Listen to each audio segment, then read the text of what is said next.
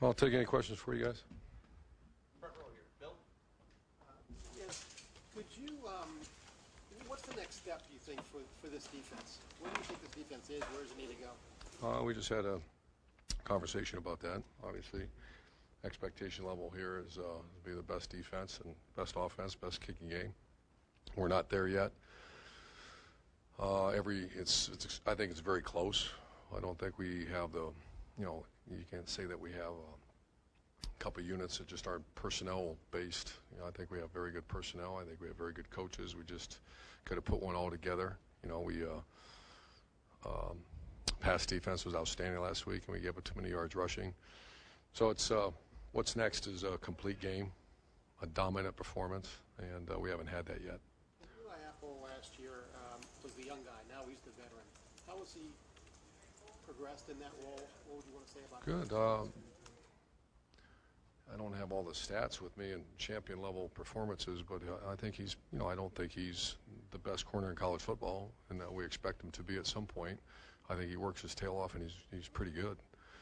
But that was our whole message today, and that's where my mind is right now, is that the expectation level was to be the best corner in college football. He's not there yet, so what does he have to do to get better? And I think it's because he's got the skill set, and he's a good kid that works hard. So we just got to be more fundamentally sound and just give it everything he's got. And it's just typical 8-game into the season. Some teams take off, some players take off, and others don't. And the ones that do are the teams and the players that do become exceptional. And right now we're very good, but the next few weeks got to be exceptional. Second row left. Ari? Urban. Going back to that, just what made Steve Miller, Curtis Grant, Evan Spencer. Steve Miller is as good a defensive end as America last year at the end of the season. Think about that. Stevie Miller was one of the best defensive ends in college football. Why? And that's what I got our team thinking about that. Why? And that's a little bit, I just bring up Eli. Very good player, but the next step. Urban, in the world of recruiting, I think getting a quarterback is probably the toughest position, or arguably the toughest position to identify. But can you speak to just a pure elite defensive tackle? How hard are those to find? How imperative is it for you to have one? And how is that maybe the rarest position in terms of finding a truly elite guy? Oh, that's probably the most premium. That and defensive end are the ones that, you say that in quarterback, corner. They're all elite positions, critical positions. But that's so many times those guys are developed. The great defensive tackle where Mike Bennett, by the end of the season, he was playing as good as anybody. Adolphus Washington. We got Draymond Jones last year, was supposed to be that guy. Got injured. We have some guys in the program right now, Mike Hill, Donovan Munger, that were supposed to be there, and they're maybe a little bit slower developing than we thought. So to answer your question, that is as critical position as there is. You never turn down a good defense lineman. And they have to be developed. When you're out there mapping out how you're going to go about getting these guys, when you see a premium defensive tackle or an elite one that I think is developed earlier, will you go to any extent, anywhere to go get that guy? I think you know the answer to that, of course. Yeah, we'll go, go to any extent. We'll follow the rules and do the best we can to go get the best defensive tackle in America. And absolutely. That's a premium, like a quarterback. That's a premium position. Front row middle, Dave. You mentioned on the Big Ten teleconference yesterday that Cardale's still going to have a role in the offense. Can you expound on that? What do you anticipate his role will be? Well, JT had a role in the offense. Absolutely. Even before he became the red zone. It's called quarterback. It's called leader. It's called encourager. It's whatever, all the above. So he will have a very prominent role. And if he plays, that's decision's not now to be discussed, but he has to stay engaged was the whole point.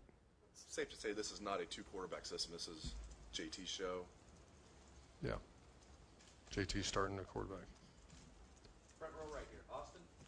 Urban, I know that for the most part you don't really care about outside opinions and projections of your team, what maybe the media thinks. But when you have all these conversations going on about what's wrong with Ohio State, it's probably hard to ignore those conversations. Do you feel like this team is being held to a higher standard than normal run-of-the-mill program? Oh, sure. There's probably 10 programs in America that held an extremely high standard, and we're one of them. And I don't.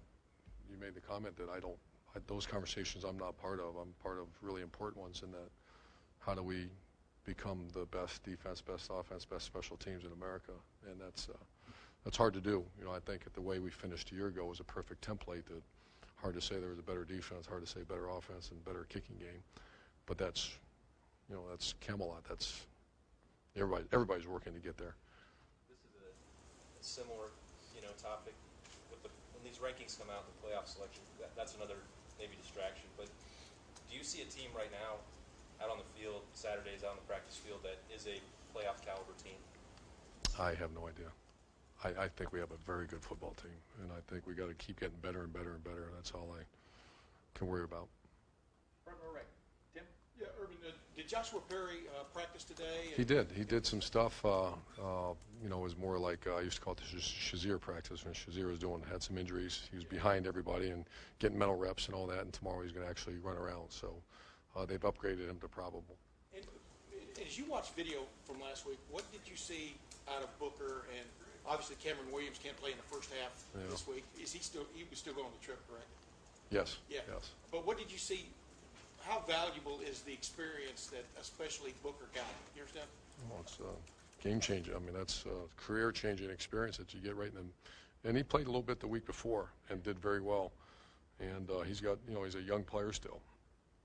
Sophomore, a real sophomore, didn't redshirt, and a guy that has really good potential, works real hard at it. So. And front row left, last question with Doug, please. Urban, as the offense moves forward now, obviously the offense knows JT and JT knows the offense. He's very experienced, but making just a switch with the starter at this point, is there anything that, is the offense behind it all? Is there anything that having made a switch now, that they'll be held back at all? Or do you think? I don't think so. I think we played our best game Saturday. We not necessarily throwing, but we made a decision. You do take. It was one of the best games the last 4 years against Penn State. So, to score 38 points against that team, run for 350 yards, and I hear what's wrong with the offense. That's one of those what'd you just say? What's wrong with the offense? Offense is great. We just have to be more consistent in the throw game, and then I guess what do you work on then? If you're throwing the ball much better and you run the ball like you did Saturday, the thing I'm looking for is consistency, which every school in the country is looking for that. We have not blocked people like that at a consistent level, and we have. So we have to. This is the same message the team just got. You're exceptional if you can do that each week, and we're not exceptional. But how many teams are there? So I see a very positive curve on both sides of the ball, and on kicking game, very positive. In making the change at this point in the year, obviously when you decided to start Cardale, you wanted to succeed, you think he'll succeed. Why do you think maybe it didn't work out maybe as well as you hoped it would when he won that job? I don't know that. I have my opinions, which I'm probably not going to share right now, but I just, the kid's 10-0 as a starter. He just threw for 300 yards a couple games ago, and once again, your average margin of victory, I think, is 21 points or something like that, and you won 20 straight games. I don't, what's the problem? Why didn't things work out? I think they're working out okay. I'm not panicking, and he's fine, and he's just got to get better and work on his game. And when I hear a question over here, what's wrong with Ohio State? Why aren't things working out? Everything's fine. We're just trying to get a little better each week and win a game. Try to win number 8. That's all our focus is. Coach, thank you very much. Thanks. Thank you.